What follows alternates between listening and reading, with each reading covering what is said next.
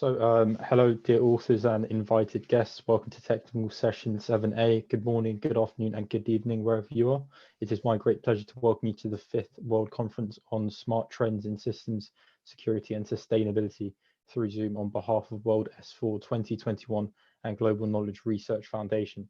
We are thankful to everyone present on this platform to go along with us digitally for the conference in these unpredictable circumstances of COVID-19 and making this conference more productive. Also, we wish everyone and their families a protected time and we all but together pass this soon.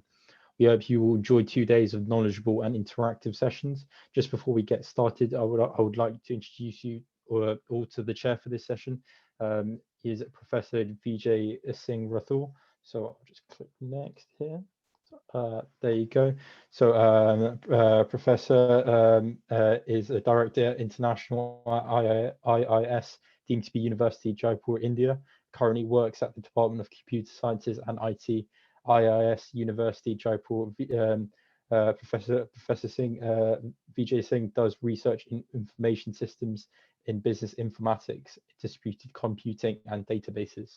So just moving on, so thank you for chairing this session. Now I'd like to start with the papers. Also, there is a special note for the presenters. You'll be given 12 minutes for the presentations. On 10 minutes, I'll raise a gentle reminder and a request while the presentation is going on, other participants kindly be muted. So just introduce our first presenter. Our first presenter is Zain Nadeem. He is at the Balochistan University of Information Technology and Engineering and Management Scientists in Pakistan, and his paper title is Wall Distance Measurement for Indoor Mobile Robots. So Zain, whenever you are ready.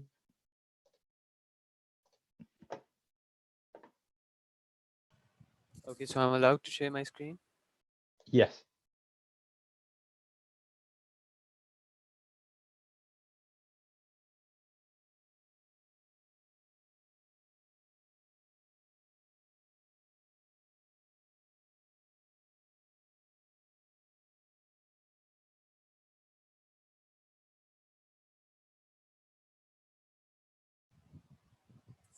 Okay, so is the screen visible?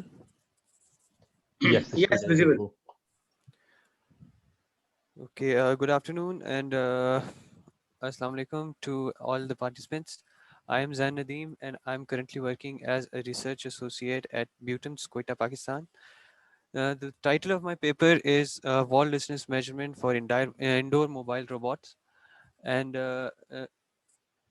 it revolves around basically a vision-based algorithm used for detecting and measuring a wall distance towards the wall. Okay, so why? Okay, so as you can see here, there are some of the here are some of the examples for mobile robots, and they work in a different kind of system, different kind of applications, such as vacuum cleaning robots and waiter robots, also in warehouses and several other fun situations. So these robots are everywhere and they're around us, and these robots are very useful and very important in certain situations. And specifically, I would like to emphasize that as the industry and as the situation of COVID is moving towards contactless situations in restaurants and delivery systems, so the importance of these robots is growing as the days goes along. So the focus over here is that these robots, they they have the certain tech requirements, and they need certain inputs to work properly. And one of the major part of that input, or major part of that sensory requirements, is localization. So localization of a mobile robot within a certain situation, within a certain room, within a certain perimeter or boundaries, important for the robot to know where it exists in a certain room, and then plan its movement and plan how it is going to move along. As it is a mobile robot, so it will have to definitely plan something, if it is autonomous, or if it is guided by another some line, or anything. It is, if it is guided or it is autonomous, it needs to localize within a building, within a room, within a market, or wherever it is. So two of the major parts or major techniques which are used in robots are vision based techniques and laser based techniques.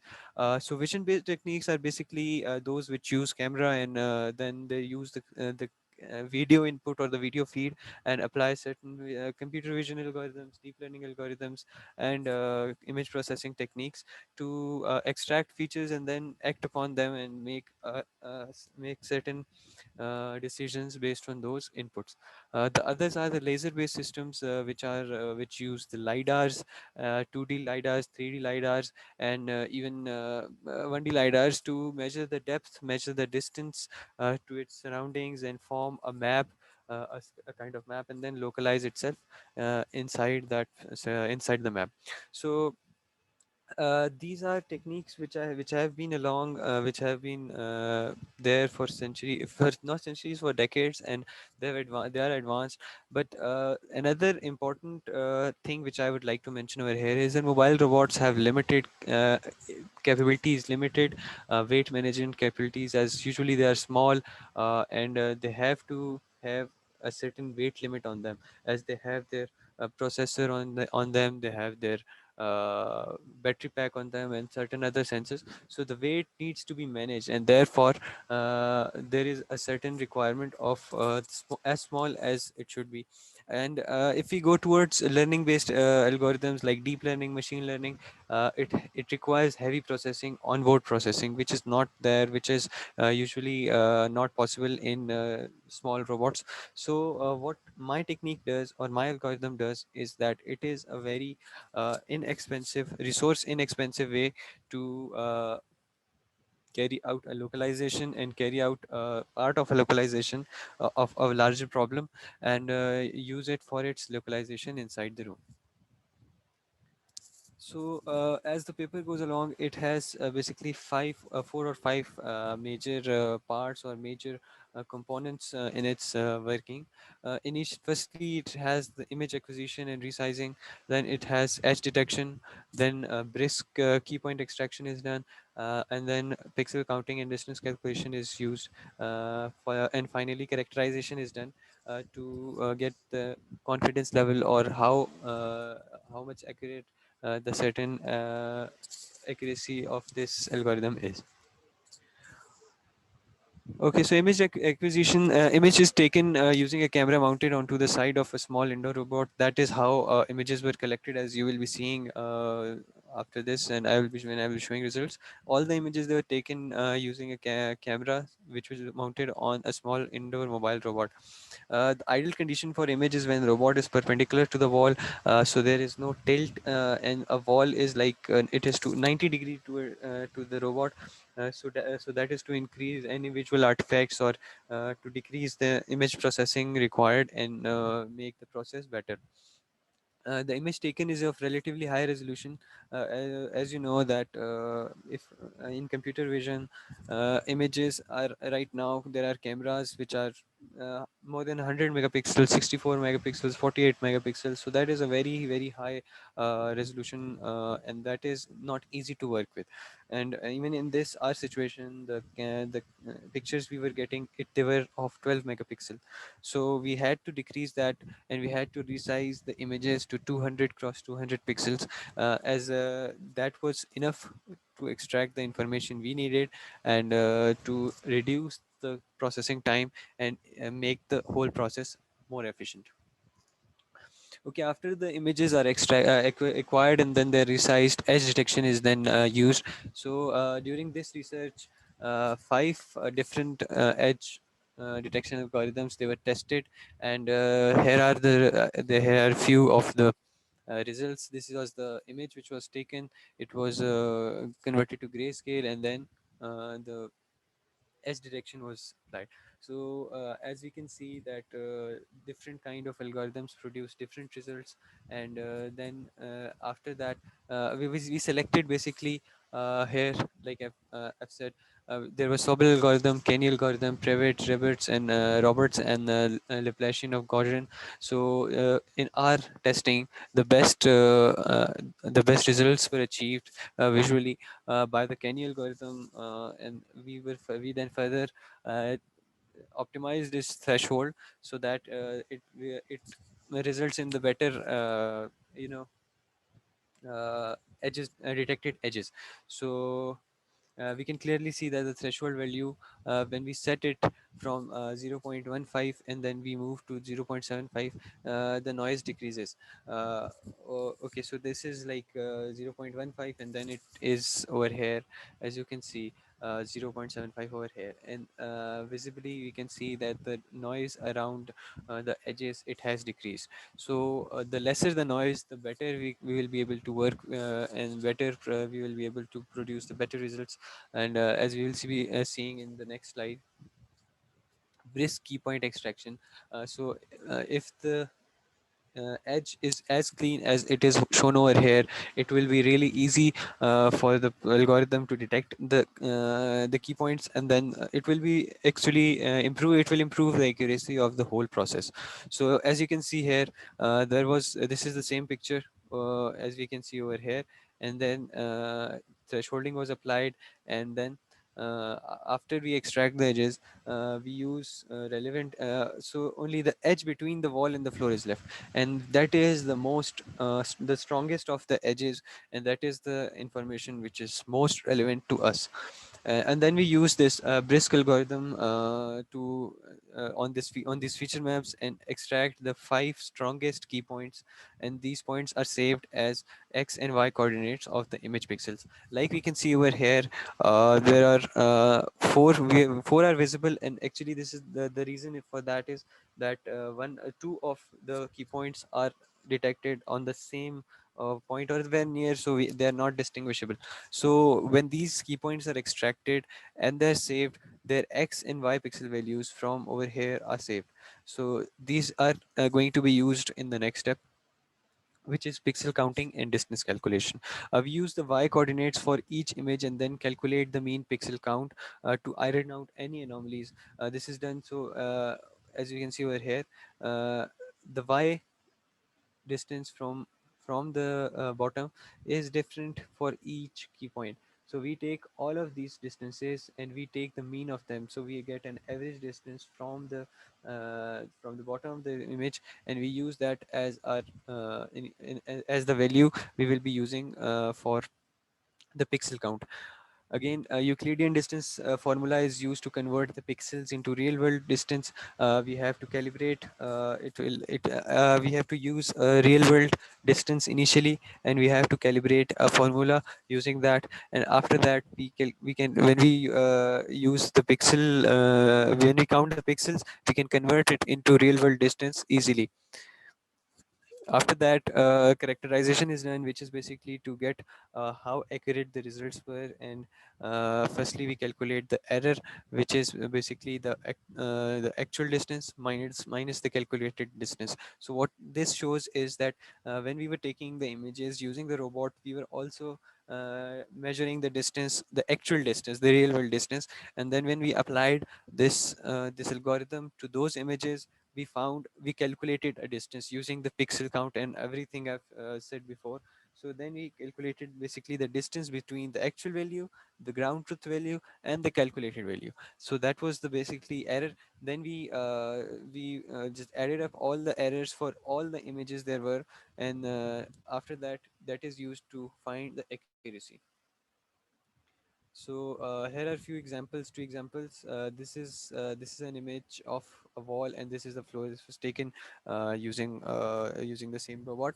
The mean pixel count for these 4 or 5 points is this. The mean distance calculated is this, and the actual distance was 9 centimeters. So we can see that it is really close, and the precision is quite high. So it gives a very high approximation of the distance to the wall, even though it's using a single camera, which we know is not an easy task. As we know that in computer vision, calculating distance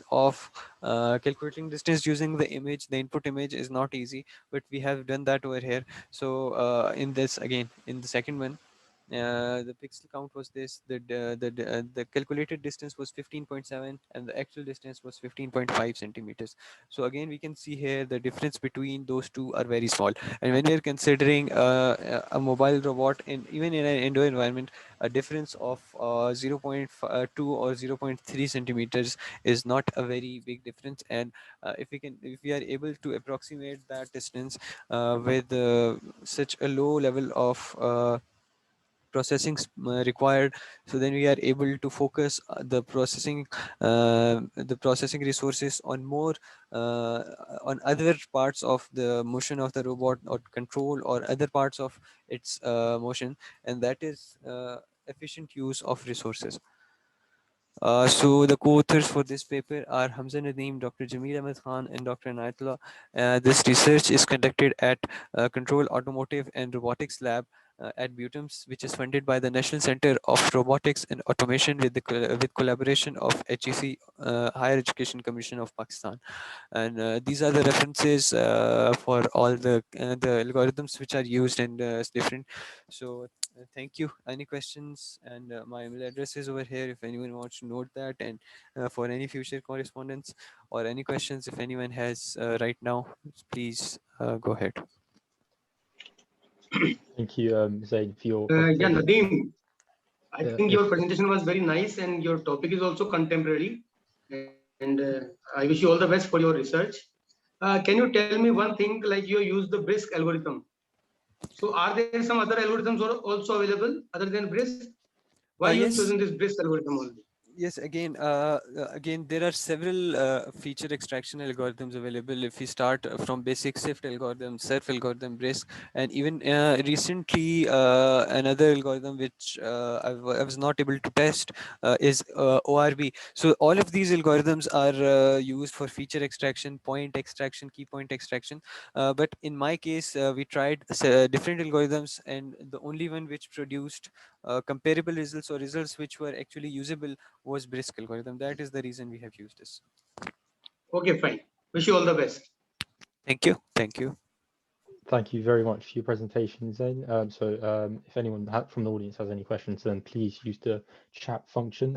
So I'm just going to quickly share my screen. So we're going to move on to our next presenter.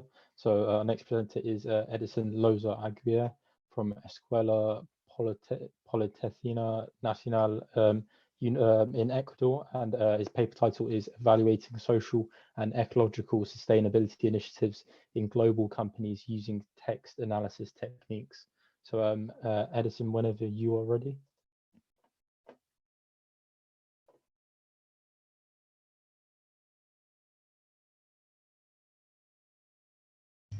Good morning, everybody. Thank you for your introduction.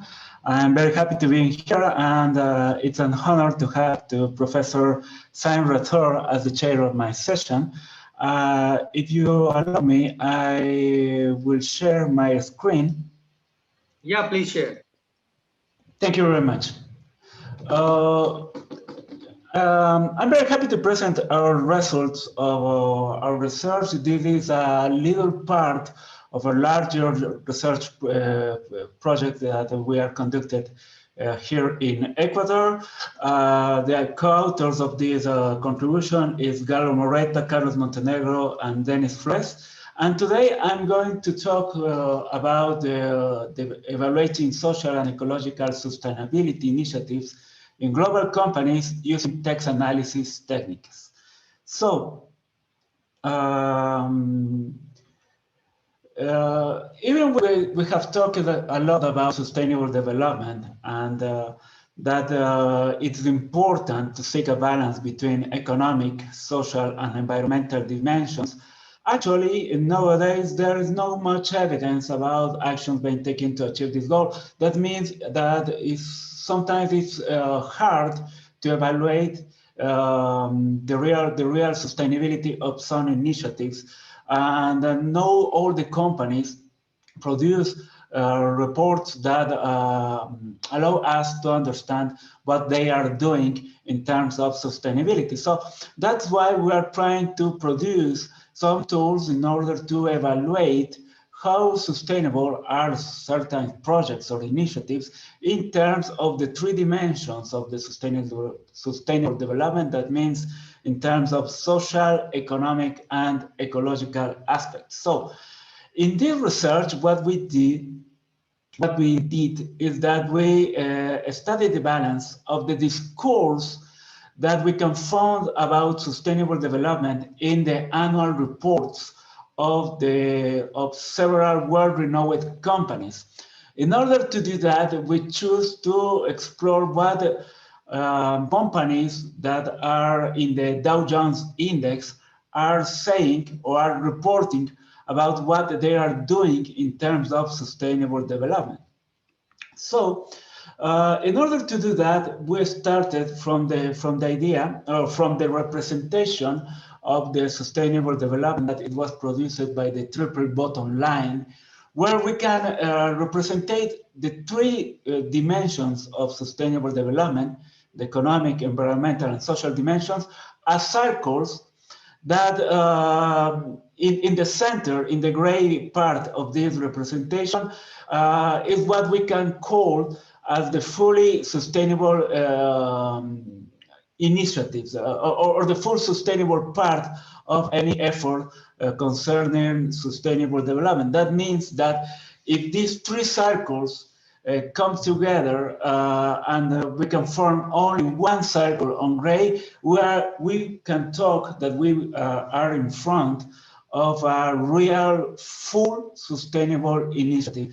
That's not happen a lot, and sometimes several initiatives from companies or from any organization tends to go more to environmental, or other tends to go more to social aspects of sustainable development. So that's why it could be very interesting to try to have a representation of how are companies doing in terms of sustainable development, and we want to propose a representation based on this triple bottom line in order to understand the contributions of organizations and companies. So what we did in terms of methodology is that we started with a collection of the reports of the well-recognized organizations or well-recognized companies that are indexed in the Dow Jones, and then we use those texts. Well, we pre-process this text because we needed to have some clean and structured text in order to work. And then we started an analysis using the latent Dirichlet allocation method.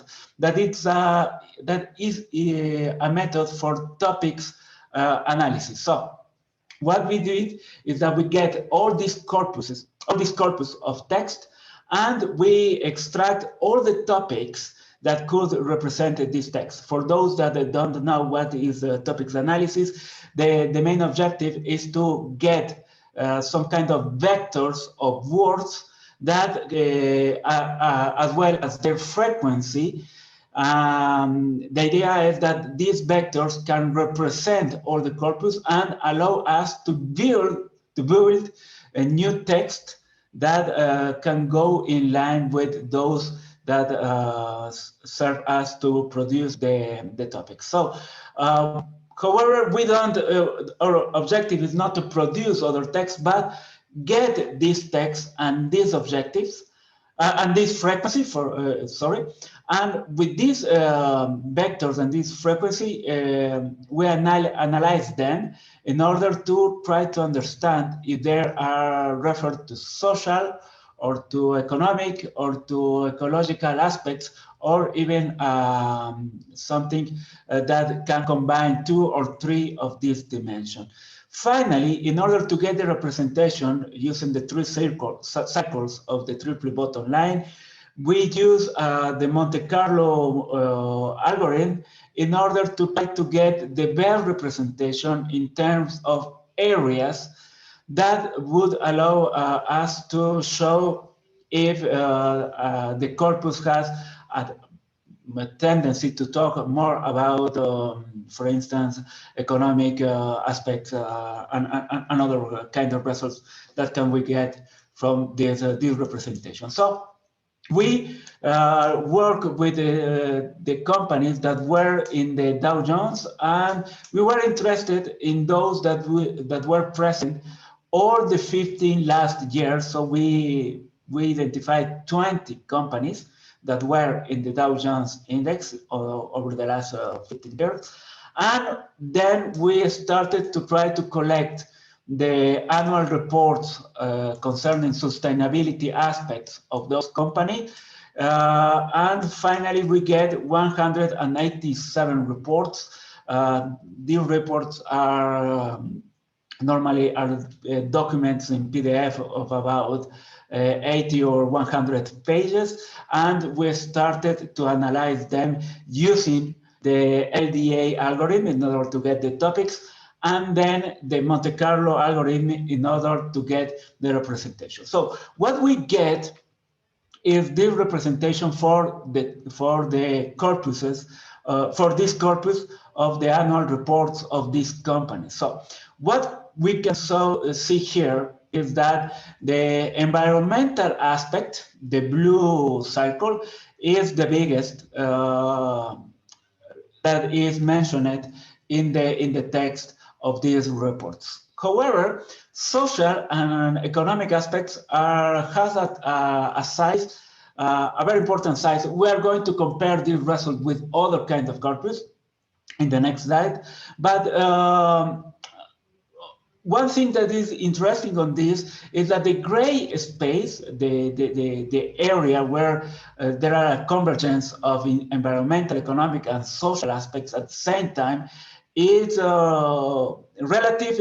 relatively big. So let's compare our results with this corpus of the annual report with other studies that we performed before. So in the A part of this representation, we have the traditional triple bottom line. So normally this is the representation. Once again, the interesting thing is that gain in a certain way the biggest possible gray area where all the three dimensions converge. So in the B part, we have a result from other studies that we conducted, and here we worked with a corpus of the articles talking about sustainable development on logistic and supply chain management over the last 15 years, the same period that we choose for the analysis with the annual report. So in the B part, we can see that in those articles, for instance, environmental and economic aspects are always present, and social aspects is less represented. So even more, the gray space is small. Is very small. So in the C part on the right, we can see the results of the research that I am presenting now. And we can see that at least on the discourse on the annual report of companies, we can find a certain convergence of the three dimensions of sustainable development. So this result is interesting because we can say that in the academic literature, we talk more about environmental and economic aspects when we talk about sustainable development, but in the communication of the companies, we find that they're trying to balance the three dimensions.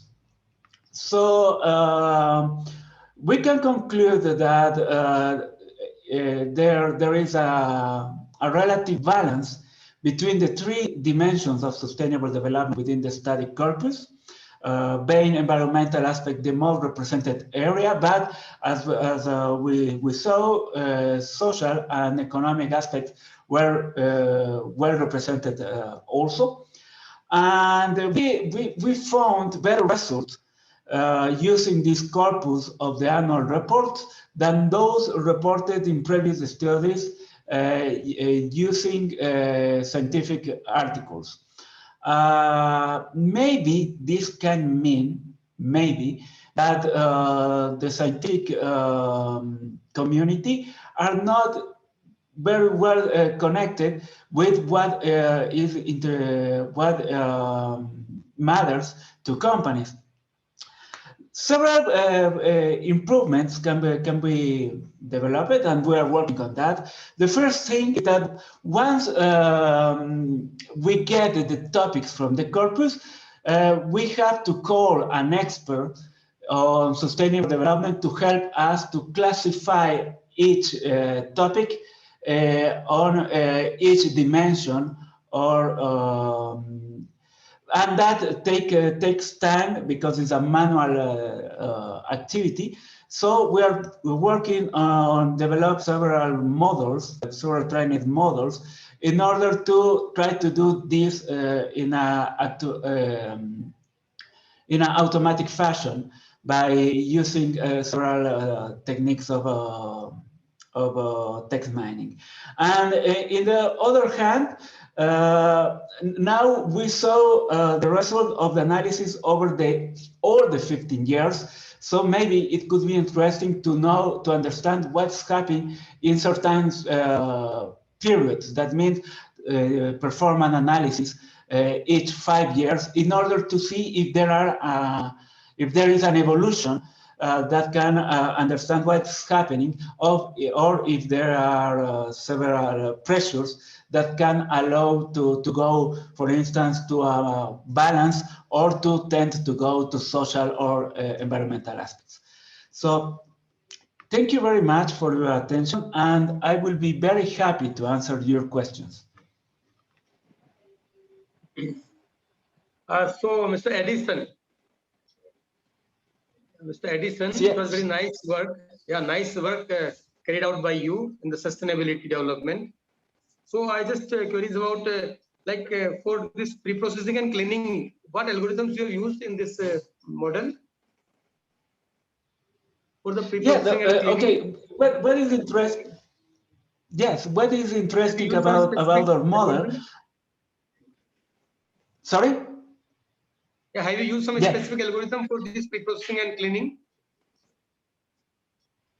Yes, okay. So what is interesting about what we're doing is that in this case, we performed a text analysis, but we can also use this kind of representation using the Monte Carlo method also for evaluate several quantitative data also. For instance, the investment that the companies perform in several projects. And if the project, for instance, combines environmental and social, we can also use those data in order to perform this representation. So we can do this also with,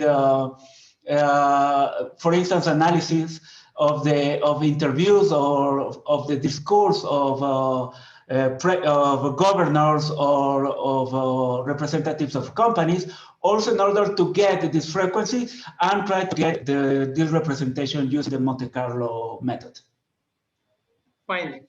You also mentioned that your results are better than the existing results of the other companies' reports. So can you mention any company's report also? Like Yes. how your results are better? Yes. Okay. So when we get the topics, what we try to get is the more representative words and their frequency in order to get a picture of what all the corpus represent. So in this term, we can apply to any kind of corpus, not only to the annual reports or to the articles, but also to, for instance, the media, what they are telling about sustainability, or, for instance, about all the articles that are presented in this conference, in order to try to understand if there are a tendency to go for environmental or only to social aspects.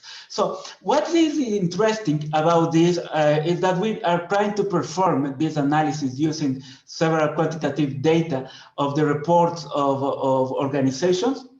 And we are identified that in terms of quantitative, but this is our research in progress, the quantitative investment, the money that companies are putting on their projects goes primarily to environmental aspects more than over social aspects. So we are getting our field results with a representation like in the V part.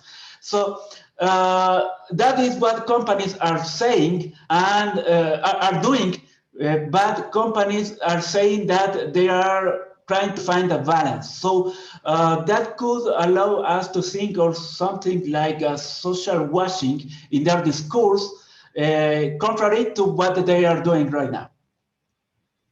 Okay, fine. Very nice.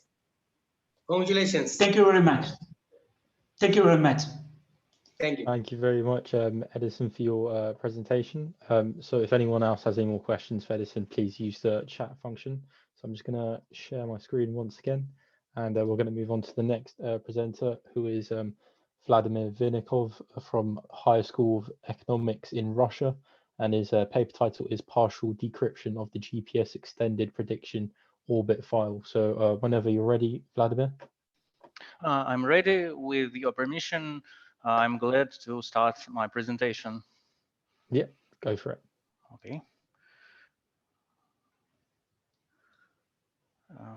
One second.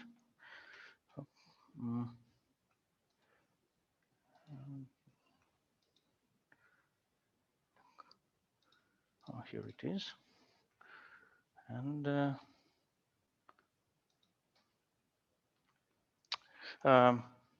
my presentation, my report is on the topic of partial decryption of the GPS extended prediction orbit file. First of all, the basics of GNSS positioning. The receiver position is usually obtained via measuring distances to the satellites given their position unknown. It means that we have to know distances to several satellites. The more, the better. To reconstruct the position of the receiver on the surface of Earth. So in order to obtain position, we should know the position of satellites, which is essentially its orbit. Sorry. To this moment, there are several satellite constellations, namely GPS is the most early constellation, Galileo and GLONASS, and of course some regional constellations of other countries. And each orbit is represented by special numerical parameters. There is 6 of them, and they are transmitted from the satellite to the receiver on Earth in a continuous manner. So why it is important to know the orbit of the satellite and why we should receive it constantly. Since the space where the satellites are moving is not a pure vacuum, each satellite is subjected to multiple perturbations, and we can't compute its orbit once and for all. Each orbit estimation degrades over time, and we should update it regularly. For example, about 2 hours, each 2 hours. So thus the orbits, their orbit parameters are transmitted from satellites, but the problem is that the bandwidth is very narrow. So we can't transmit all the satellite orbits very fast. It's about 50 bits per second in good conditions. So for GPS, it takes 12 minutes to receive all actual orbit parameters. And recently, there was proposed a solution to this problem. This is very inconvenient to wait for more than 12 minutes to start using global positioning. So the solution was to pre-compute, estimate future orbital parameters, and download them into devices such as smartphones, for example, or digital cameras, or every device which uses positioning beforehand. This technique is known as assisted GPS. There are several assisted GPS providers presented in the table. So the most prominent are Google, Qualcomm, MediaTek, and the manufacturers of digital cameras and other hand devices. What we can say about these providers, that most of them are also known as producers of the GPS chips. For example, Qualcomm and MediaTek, they are manufacturers of the GPS circuitry. But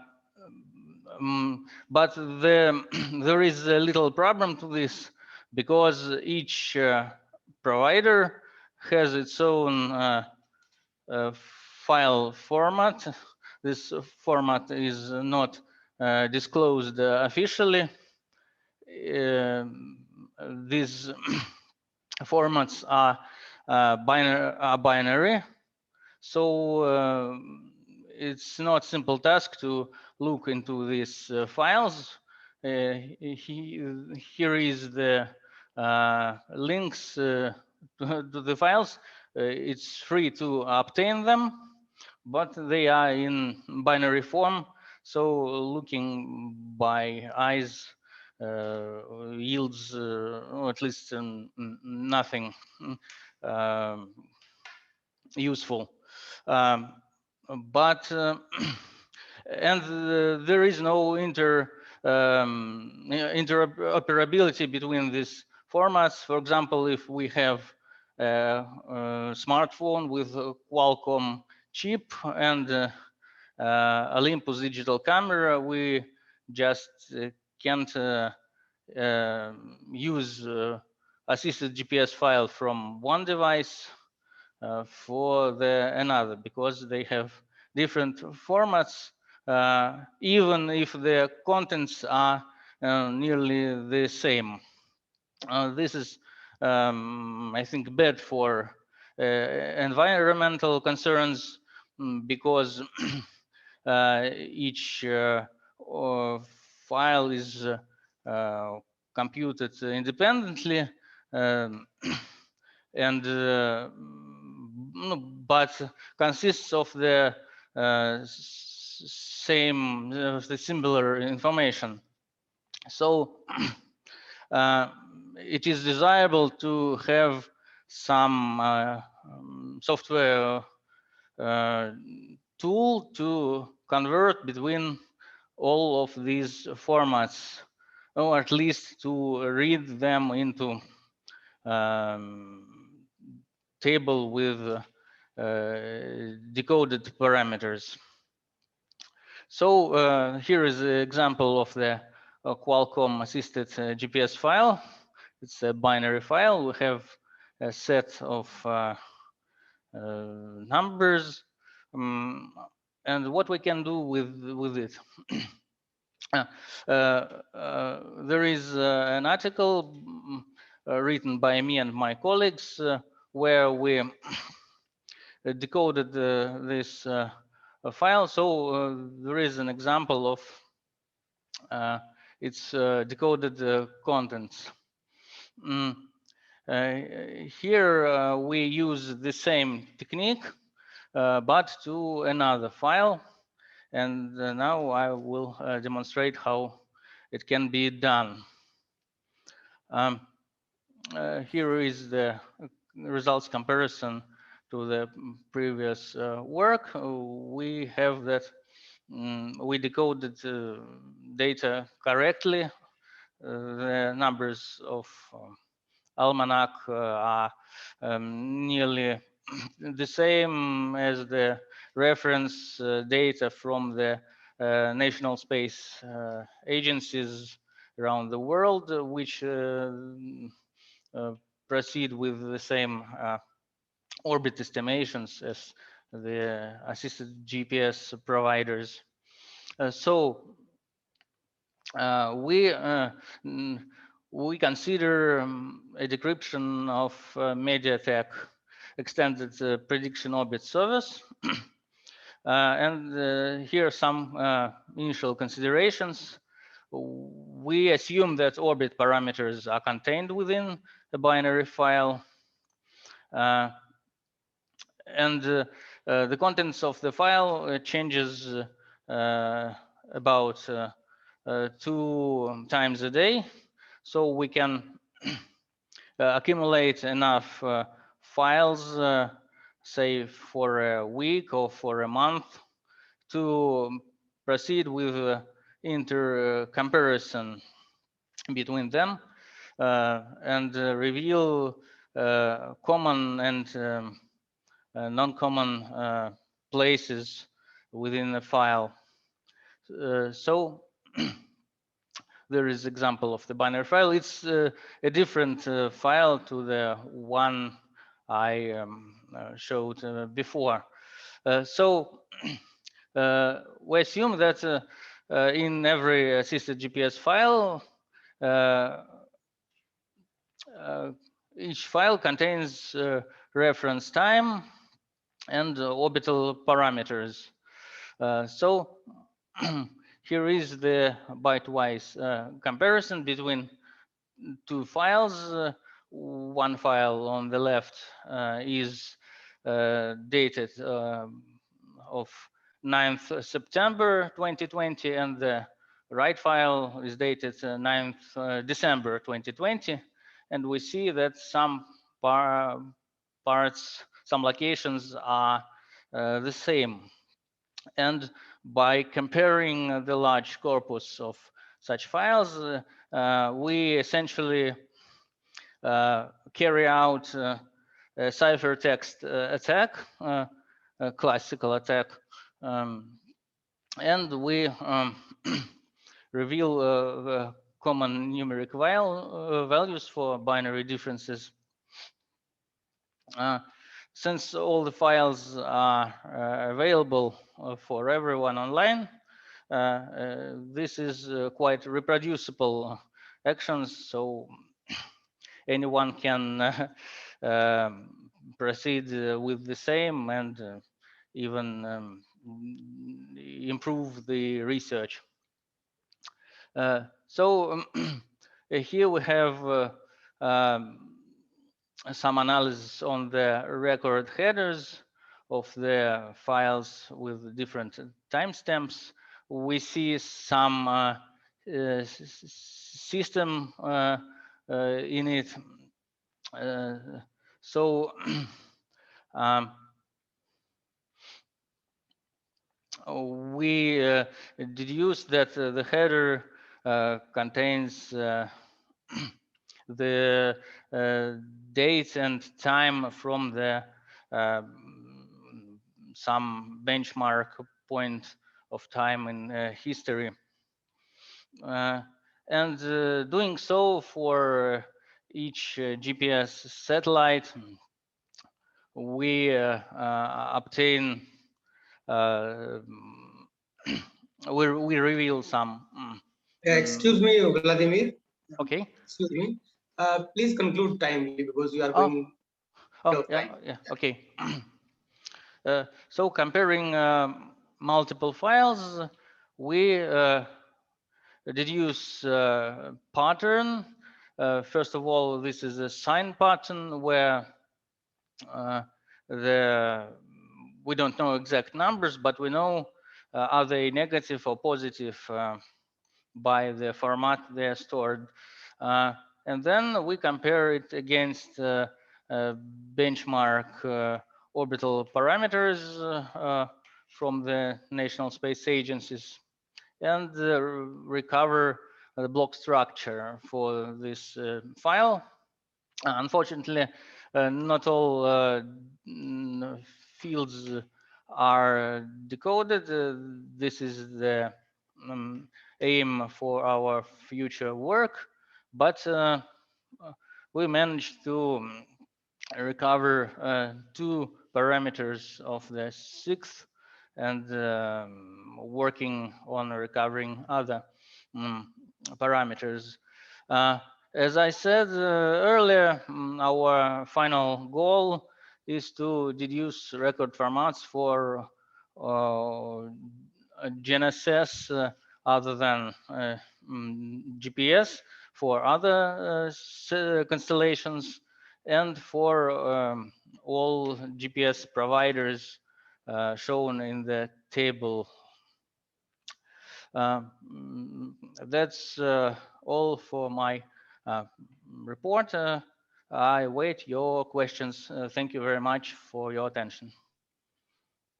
We are already getting ahead of time, but out of the curiosity, I want to ask something. Satellite positioning is a very nice topic and very unique and different for us also. You mentioned one of the problem is that bandwidth is too narrow. It's around 50 bps in good conditions. So is it the same for every satellite or it varies according to the different satellites? It's about for every satellite system because of the distance and the low power of the transmitter. The satellite cannot support powerful broadcast. Okay. And in one of the slide, I observed that in the GPS file content, you mentioned some of the fields yellow and some of the fields white. Is there any some specific reason for that? Yes, the yellow is the part where numbers are different for the left and right, and the white is where are they the same. Oh, that's fine. Okay, fine. Very nice. Congratulations. Thank you. Thank you very much. Thank you very much, Vladimir, for your presentation. If anyone in the audience has any questions, then please use the chat function. I'm just going to share my screen very quickly, and we're going to move on to the next presenter, who is Rashidul M. Rahman from North South University in Bangladesh, and his paper title is Noisy Dense Label Prediction with Noise Robust Loss Functions. So whenever you're ready. Yes, I am, but due to some network problem, I just want to play my video from here because I have recorded video and I am going to play that one. That's fine. Yeah, that's better. But let us check whether. Hello, welcome everyone to the presentation of noisy dense level prediction with noise robust loss function. I am Dr. Mohammad Rashidul Rahman, who is going to present this work. My other co-author is my student, Redwan Asif Alvi.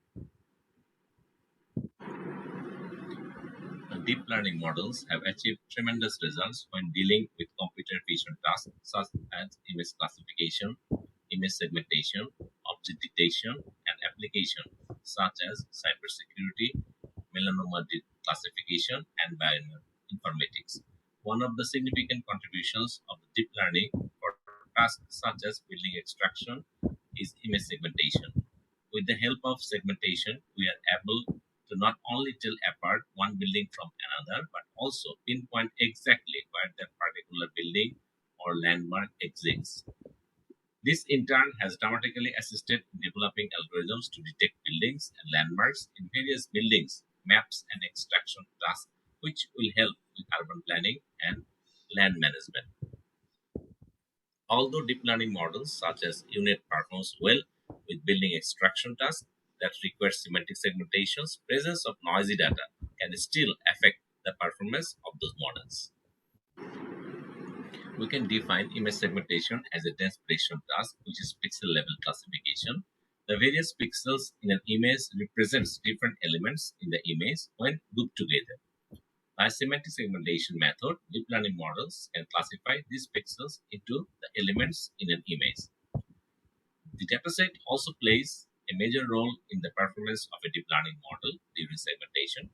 Unfortunately, large datasets require labeling process which can be intensive and time consuming. This leads to the production of cheaper and less labor intensive datasets through online surveys and crowdsourcing.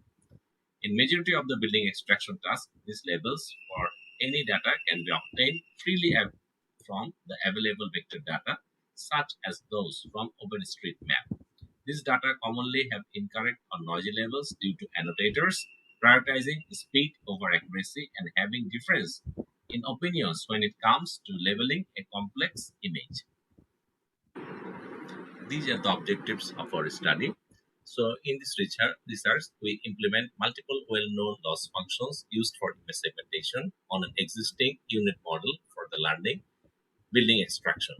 To compare the results of different loss functions with respect to their performance, we implement some of the widely used loss functions such as loss entropy, dice loss, traverse loss, and so on.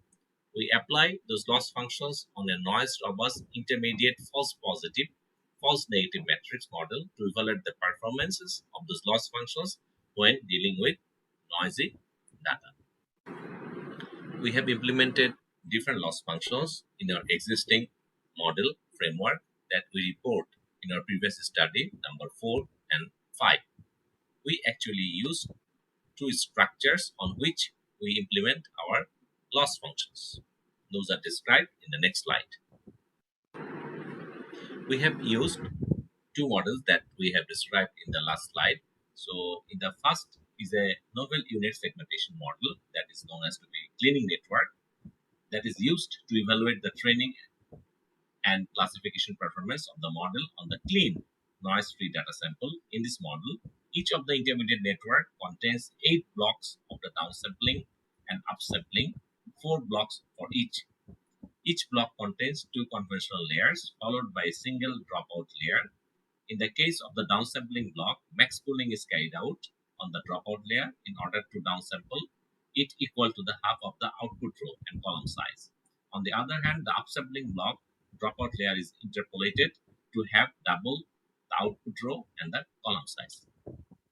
For the second one, false positive and false negative error matrices undergo approximation separately as an intermediate step of estimating bending versus non-bending prediction. The base network learns the noisy observed level approximated as the mean distribution prediction between the given noisy level and the corresponding true clean level. The FP error network learns the FP error matrix, while an FN error network learns the FN error matrix. Ultimately, we combine the FP and FN error matrix model outputs as well as the observed level model in the cleaning network in order to learn noise-free level approximation. The false positive and false negative error matrices learning model has been described in this figure. So we have our input here and we have our false positive error matrix, false negative error matrix, and also the current output that is given by the network. So we try to put the output from here and concatenate those things to the next phase, and then we again use in the like unit model, and finally we are getting our clean level. So basically this is the way we are training our network for the FP and FN error matrix model. We have tried with different loss functions in our study that includes very basic binary cross entropy function, which is described by the equation. And this equation, basically y prime is the predicted value and of the model, and y is the ground truth level.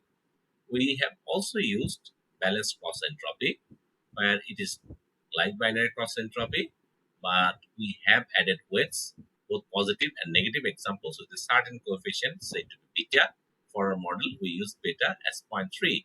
It is popular for the cases where we have skewed data. We have also used the dice loss functions that can be given by the equation. And dice loss we can use with the mean absolute error to make it to be more noise robust. The mean absolute error is also given by the LMAE function. We can also combine these two loss together to get the loss, dice loss, included MAE in the last equation. We have also tried with the Tversky loss, and the difference is that with the Tversky index, we add a weight to the false positive and false negatives by using the beta coefficient. When beta is 0.5, basically the Tversky loss goes to the basic dice coefficient.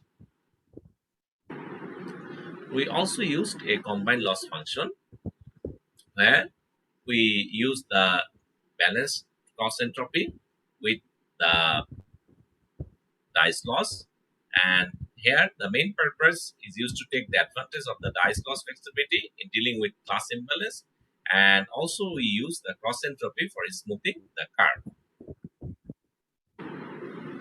Data source. In this work, we have used the same data set by our previous study that is reported in number 5 reference, and this data set contains 258 images sample size of 512 into 512 from Kutupalong mega camp for the Rohingya camp infrastructures, and this data set is curated by United Nations International Organization for Migration on September 17, 2018, and we got the observed noisy levels from the OpenStreetMap.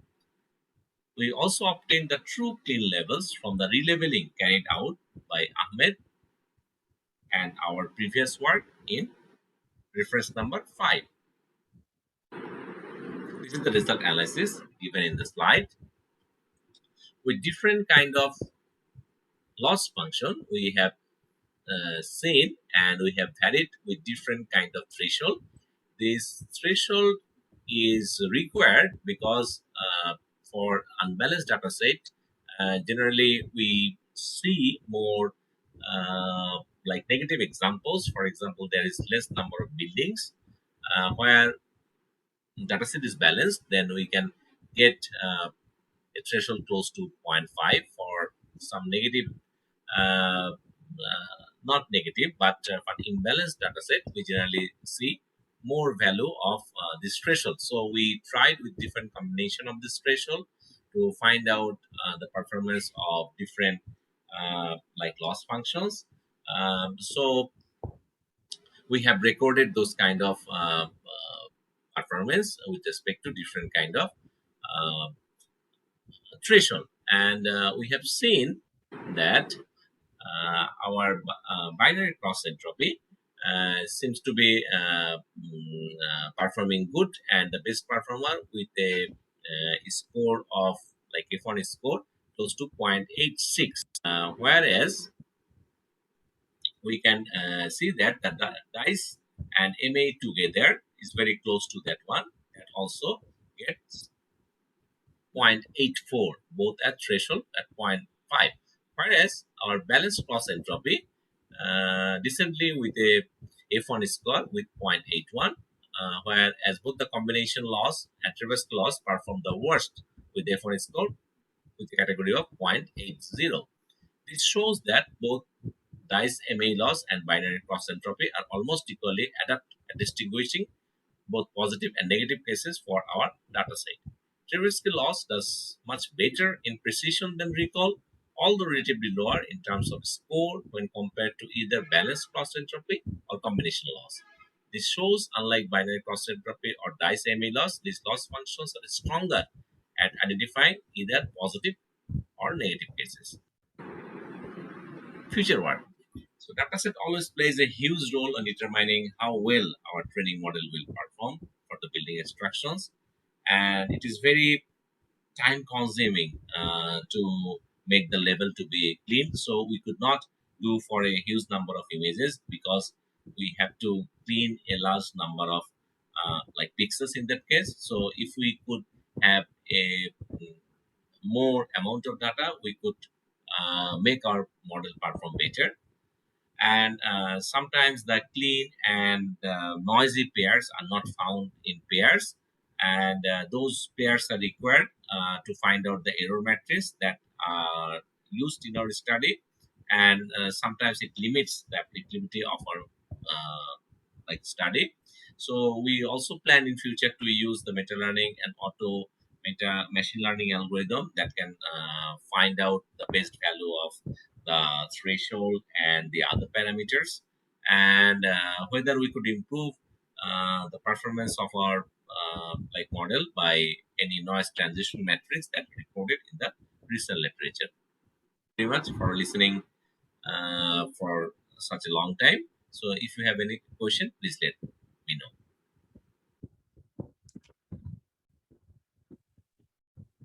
know. Professor Rahman, Yes. congratulations for such a nice work. I think it's very nice contribution in the research. Okay, thank you very much, Professor Vijay. So, you told that you took 250 around images in the data set. Yes. So? Yeah. Yes. And like in your experimental setup, what algorithms did you use? Actually, these are the drone images that were collected by the UNHCR, and it was found in that migration website. We have collected those images from there directly in our research. Okay. Any specific algorithm you use there? These are the Rohingya camp infrastructure. You might know that the 10 lakh Rohingya people are residing in the like hill tracts area in our country. Yes.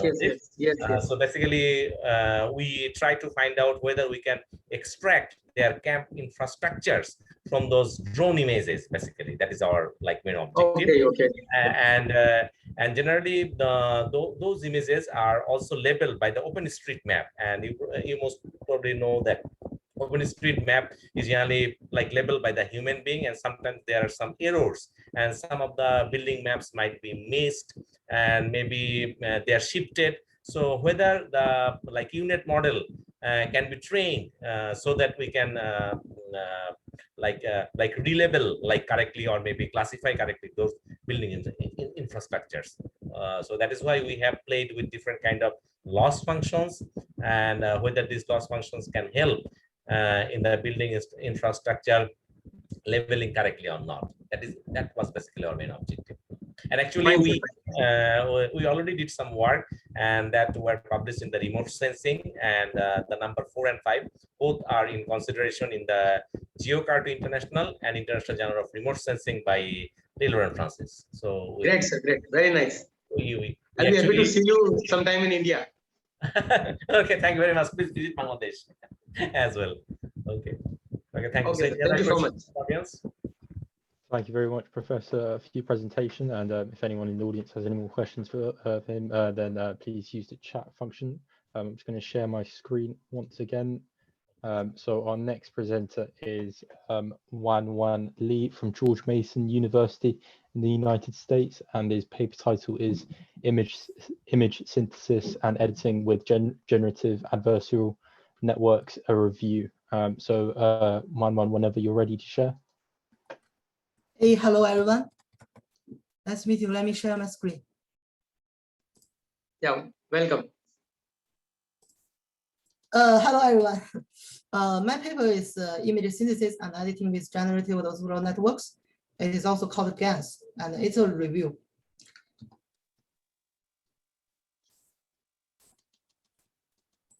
So as we know, our conference is about smart trends. Actually, the deep learning is actually transforming our life and become an important trend of our life. In the future, we will be affected by the deep learning, and lots of technologies can be considered into our life and change our lives. Actually, generative models is more interesting because we can use some random noises and generate something very interesting and very realistic in our real life. For example, this example is we can generate from the noise and to a face. Actually, there are lots of interesting models that can generate things. For example, the most famous one is autoencoder decoder. Actually, we can encode an image into a latent-based representation. Actually, it is a code, and then we decompose this code into a new image and reconstruct the image using the autodecoder. So what we can generate? Actually, images is the best place we can do. Other things, we can also generate music, audios, also 3D meshes and 3D models, and more we can imagine. Now let me introduce about the generative adversarial networks. Actually, the most important one is the adversarial. What does adversarial mean? Actually, this word actually comes from a great big idea. It's about Turing test. Turing test is first invented by a great scientist called Turing. Actually, what is a Turing test? If you have an observer, person A, it cannot distinguish the output of a machine or another real person B. We will say the machine is very intelligent. Actually, this is artificial intelligence. This idea can be generalized. For example, we have lots of examples of the adversarial size. For example, like policeman and a thief, like teacher and a student, like predator and prey. In this case, I want to explain the generator and the discriminator using the teacher and student example. For example, we have a generator, say, a student. Student want to draw some interesting pictures, and the discriminator is a teacher. Teacher want to distinguish the students from some others' work, for example, a masterpieces. Once the student can generate some images that cannot be distinguished by the teacher from another masterpiece, then we can say the student is a master of the art. For example, in this model, we have a noise, and we have a generator is a neural network. And we know, according to the autoencoder decoder, we know it is possible to construct a network that make the noise into something, maybe like image or some other things. Actually, we have another thing, it's called discriminator.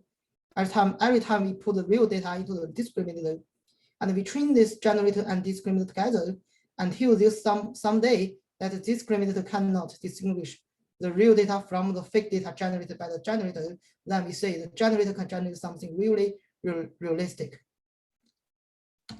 So this one is proposed by Goodfellow as original GAN in 2014.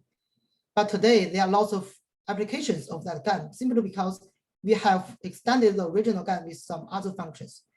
For example, here, we can replace a fully connected hidden layers in the original GAN into a deeper convolutional neural network, also we call it CNN. This is called DC GAN. Actually, this GAN is using a new data structure to store the neural networks. As we know, using the convolutional operations, it is more robust to create some realistic things, and it is more efficient. And this is CGAN. CGAN is short for conditional GAN. Conditional GAN is something that we want to fit some conditions to the GAN so that we can generate something is controllable. Also, we can give some limitations. For example, I want to generate a picture is 1, or a picture is a drawing of 2. Then we can say we put the label 1 and the noise into the generator, and then we generate the things. After we compile the generated model, we also compile whether the label is correct. So for example, every time we train the data, is both take the label and the image to the discriminator. Only if the label matches the real data, also the real data looks realistic, then the discriminator give a good score for that. So this time, we not only can generate something, but also we can control the things we can generate. But the limitation of the CGAN is this is the supervised learning. As we know, we have to create the labels and send the label to the training during the training process. This another extension of the CGAN is that we want to make this supervised learning into unsupervised learning. How to do that? This one using the information theory, that we want to generate the generator not only can discriminate whether this picture is realistic, also we can correctly classify the image generated. So here we give a new code space called latent code space. Latent code space is a code that we want to generate and compile. For example, we put the latent code C and noise into the generator, and then we have a neural network N, which is attached to a discriminator D and another classifier Q. Only if the classifier Q can correctly classify the latent code, and also the discriminator say this generated image is realistic, then we say this is good training. So therefore, every time we generate the image, also we need to compile the latent code C prime with the latent code C, which means not only we can generate the image, also we can classify the image. This one is a good controllable network that we using the unsupervised learning, because all of the information are learned automatically by the classifier Q. Another one is called EBGAN. EBGAN is short for energy-based GAN. Actually, what does energy means? Energy is something like a cost that can best measure whether the solution is good or not. But however, at the beginning, the discriminator is from nothing. Therefore, the discriminator at the beginning is not intelligent to classify the real data from the fake data. Therefore, we have to pre-train the discriminator for some reasons. So here, we're using the autoencoder. That is a stronger pre-trained discriminator at the beginning. How to say this is good discriminator? Only if an image is well generated, then it can be well encoded. Sorry for interruption, Wanwa. Okay. We are going ahead of time, so please conclude. Okay, sure. So this model will help us to improve the efficiency of the GANs. So here are some results. So this one is the image synthesis with GAN and the DCGAN. And this is for the CGAN.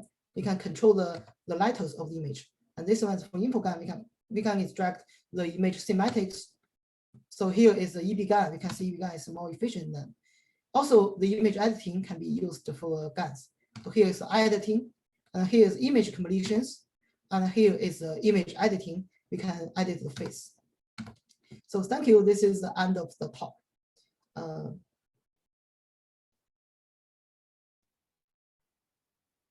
So since we are going out of time, so I will not ask any questions, but it was very nice work. Congratulations for that. Thank you. Thank you very much, Juan, for your presentation. Again, if anyone in the audience has any questions, then please use the chat function. And we're going to move on to our final presenter for today. And that is Wei-Chi Su of National Yidlin University of Science and Technology in Taiwan.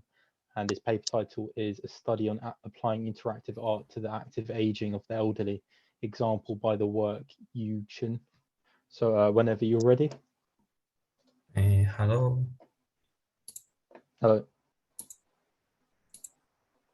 Can you see my screen? Yes, we can see you. Yeah, we can see. Okay.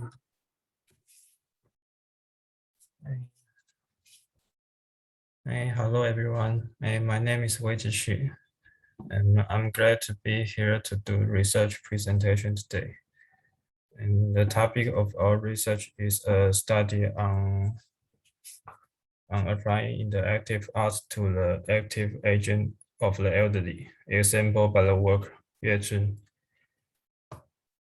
And the aging of the population is an important issue facing the world with the rapid development of technology. The widespread use of the internet and the computers, people's living habits have shown a different look from the past, given that the intuitive and the interesting nature of the interactive arts installation. It is easier for the elderly to use and will bring new and meaningful activities to the elderly, which has the benefit of promoting their mental and physical health.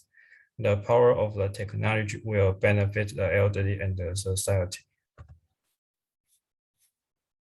Active agent expects that the elderly can adapt to the aging process with health, participation, and safety, such as maintaining good physical health and independent living, having a normal cognitive function, and no mental disease, participating actively in daily activities, maintaining good social relation and family life, so as to reduce the incidence of disease and enjoy life. Therefore, starting from the use technology products, we explore the limitation of the physical and the mental function of the elderly, such as logical reasoning, memory impairment, and the decline of motor function, so as to help the elderly to activate aging.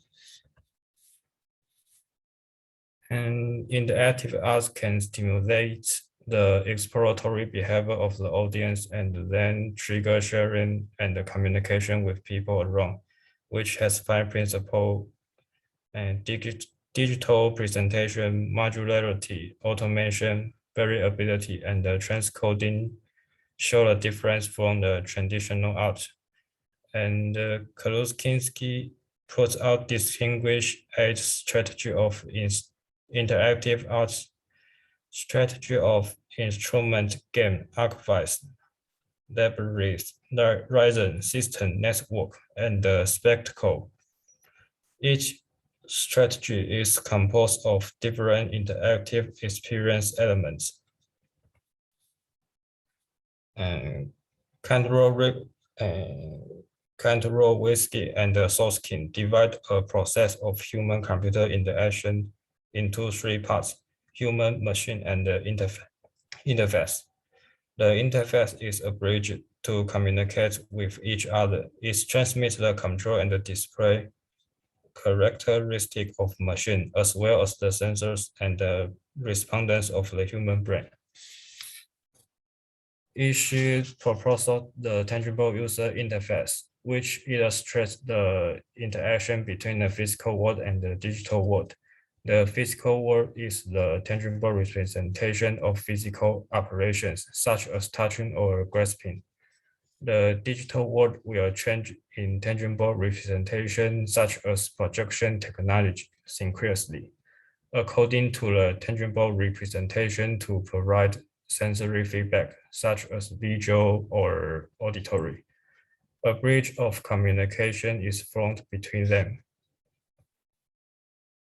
And the following summarize the relevant case of the application of human-computer interaction in the elderly, and understands the development of relative industries at home and abroad, then analyze them. As shown in this table, except for the Venster, all other work use interactive projection system with different interactive forms, such as the interactive table and the floor, to give user different sensory feedback. And according to the literature review, the touch-based tangible user interface can make it easier for the elderly to use. Interactive arts combines interactive games to provide entertainment and social activities for the elderly. In the development of social interaction of the elderly, the scope of activity is no longer limited to professional care institution, and home care is also one of the focus of development. And this is a prototype interactive art installation, Yuezun. On the right is an interactive schematic diagram of the Yuezun. This consists of PCs and the scanning laser rangefinder, speaker, ultra short throw projector, and the transparent rear projection film. The system used Unity as the main development platform. and it's developed with sensory feedback and the tangible user interface.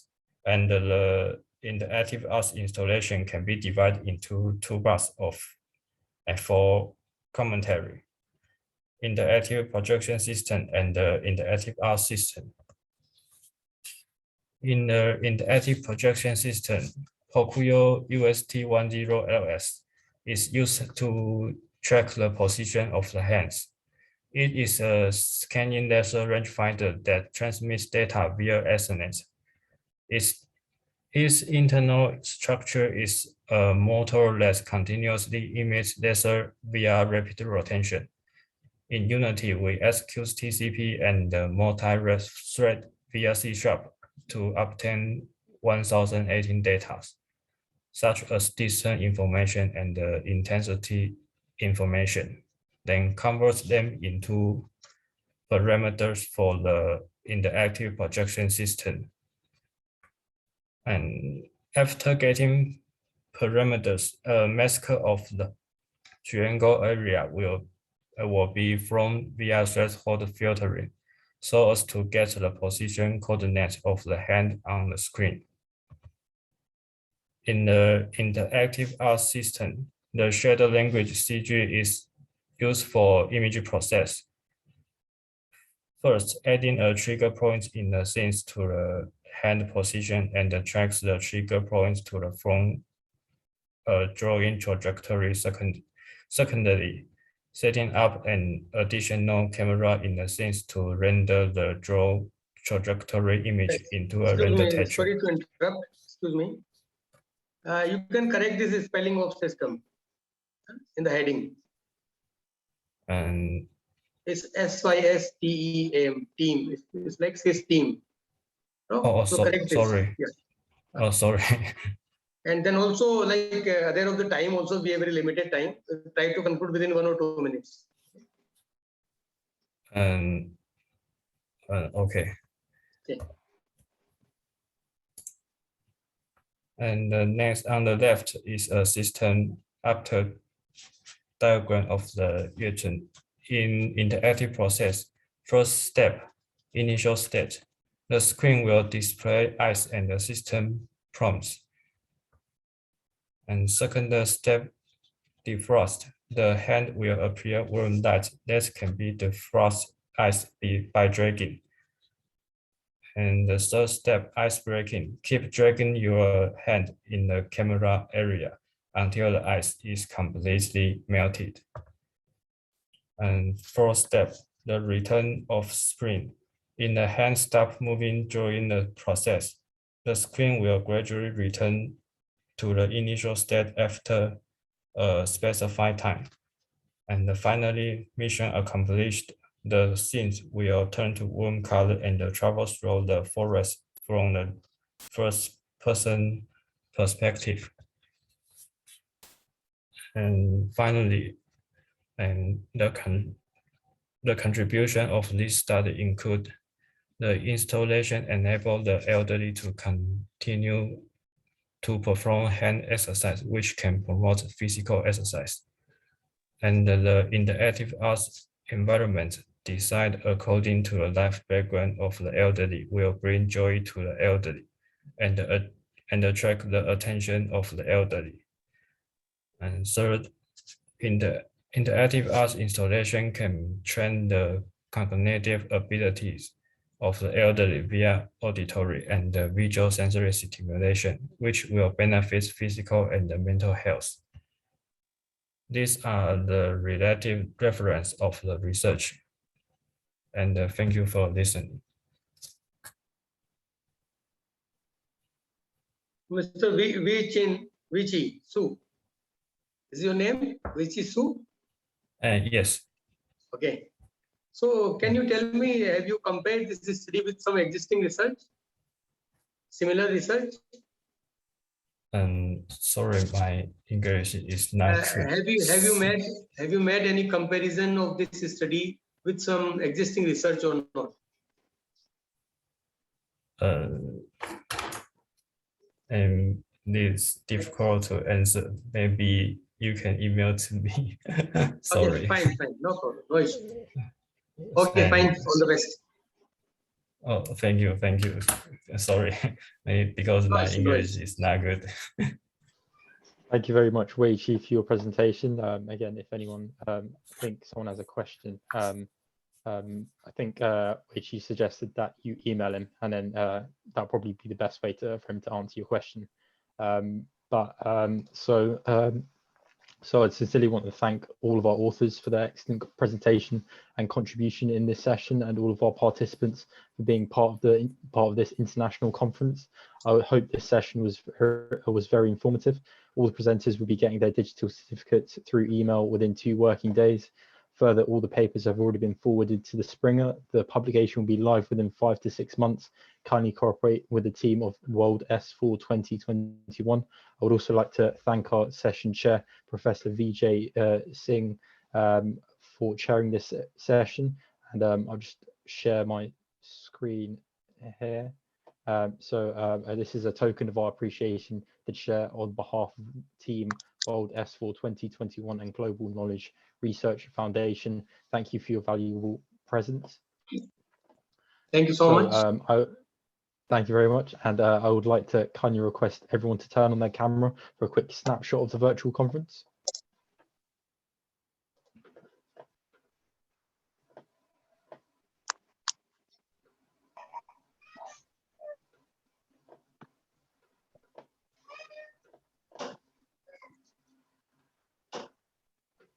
Yes, thank you, everyone. Thank you, Dr. Vijay, and hope to see everyone in physical mode of this conference next year at London 2022. Thank you, everyone. And thank you, Dr. Vijay. Thank you, everyone. Take care. Thank you so much. Thank you so much. Bye-bye. Thank you, everyone. Thank you so much. Take care. Bye-bye, everyone. Have a nice sleep.